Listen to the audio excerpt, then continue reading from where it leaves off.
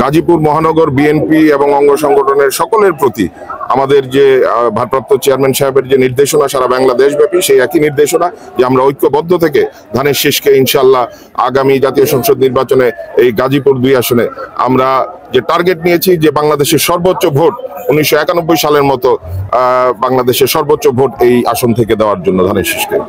জাতীয় সংসদ নির্বাচনের দিন একই দিনে হবে, এতে মনে হয় যে একটা কালো মেঘ ছিল, মানুষের মনে সংশয় ছিল, সেটা কেটে গেছে এবং সেই জন্য আমরা বিএনপির পক্ষ থেকে তাকে ধন্যবাদ জানিয়েছি এবং আমার মনে হয় যে জনগণের যে প্রত্যাশা সেটা পূরণ হয়েছে এই বক্তব্যের মধ্য দিয়ে। আর টানা তৃতীয়বার অর্জন করেছে দেশের সেরা সুপার ব্র্যান্ড স্বীকৃতি বসুন্ধরা টিস্যু। কেউ দাবি জানাচ্ছে, আমরা জানি, কিন্তু এই দাবির প্রতি জনগণের কোনো সমর্থন নাই। আমরা দেখেছি বিভিন্ন সাক্ষাৎকারে যে জনগণ, সাধারণ মানুষ বলছে গণভোট কি, এটাই তারা বুঝতেছে না। তো সেখানেও তারপরে আমরা বলেছি যে রাষ্ট্রের এতগুলা টাকা অপচয় করে আগে আলাদাভাবে গণভোট করার কোনো প্রয়োজন নেই।